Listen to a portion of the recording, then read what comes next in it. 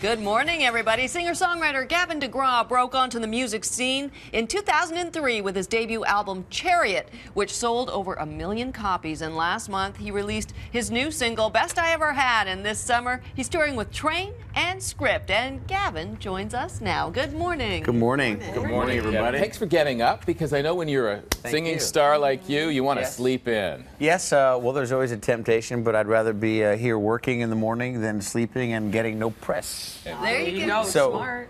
Glad to have you. So happy to be here. How'd the concert go last night? Because not only did you Concert get up was great. early, you did perform here in Toronto last night. That's a Yes, we great did. venue, the Molson Amphitheater outside. Yeah, it was amazing.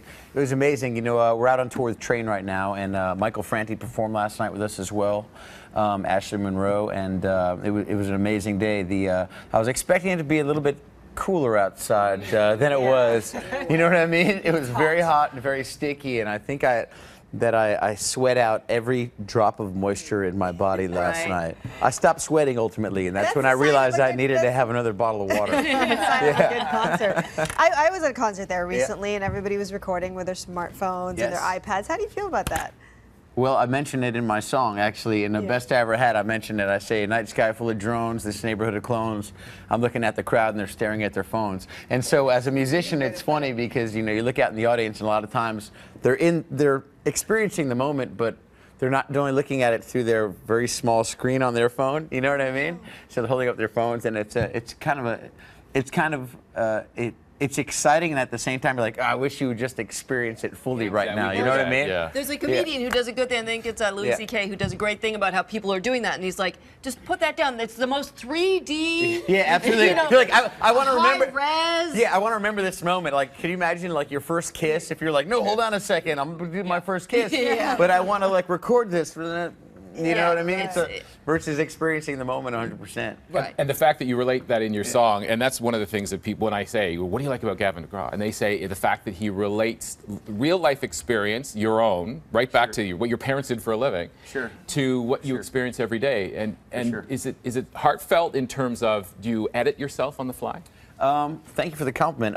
But I think that there's always a debate when you're creating music between your creativity and then your editing mechanism. And so what I have to do is I have to essentially just write everything down and get everything out. And then at the end of the day, I'll play it for some friends or family and say, what do you think? And if they say, you know what, that line is a little too brutal, or maybe you're getting a little too honest, you know what I mean? I'll say, okay, well, maybe I can nix that and cross that out and make it work. You know? Not Over You is about...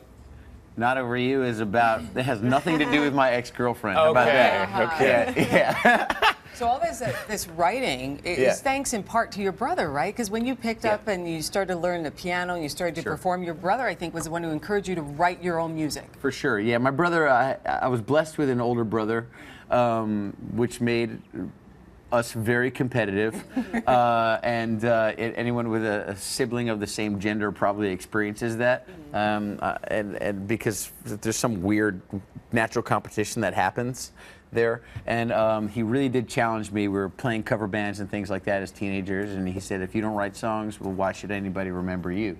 And I said, okay, I guess that's a challenge, Joey, you know, and I'll take it, you know. So so it really did inspire me to kind of compete with him in that capacity, you know. And we both write songs, and we both kind of share each other's songs with each other when we're writing them and get each other's opinion on them. And something very challenging happened to you not too long ago in New York. You were attacked. It was bad.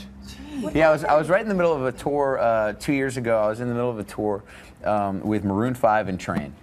And I had a night off in New York City, and I own a couple of bars in New York City and in Nashville with my brother called the National Underground. I was hanging out, having some fun, hanging out with friends, and I was walking home, and I had a run-in with people who I didn't know didn't like me, and maybe they didn't know me, but whatever it is, the chemistry wasn't there for us.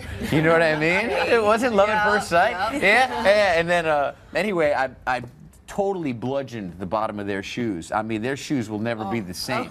I mean, they will never be able to replace those shoes ever. Man. Did that influence your music?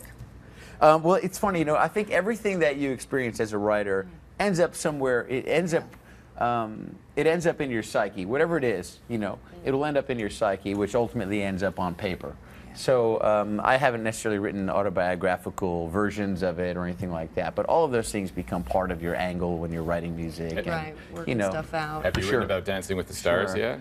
I'm not that familiar just yet. But Was that fun? Dancing with the Stars was one of the most exhilarating things I ever did and most horrifying things I ever did. I can imagine. Yeah, it was so, like, there was so much work involved in it, and we didn't take any time out on tour, so we were doing 100 something hour weeks, with the rehearsals for Dancing with the Stars, with the tour going on, this and that. But the beauty of the show was the community of people within the show. The dancers, the other people who were on the show. I mean, Gladys Knight, Donald Driver. I mean, you really name it. And there was such a great collection of people on the show when I was on the show. And we all still keep in touch. And it really made for a beautiful community, So when I go to LA, I feel like I have more friends there than I had ever had, Well, you were a brave man going on that show. Oh, man, I think that was the bravest thing I've ever done. I know, I think that would be terrifying. Gavin DeGraw, thank you so much. And the single that is out now is Best I Ever Had. So nice to meet you. Great to meet you guys. Thanks so much. Looking for tours.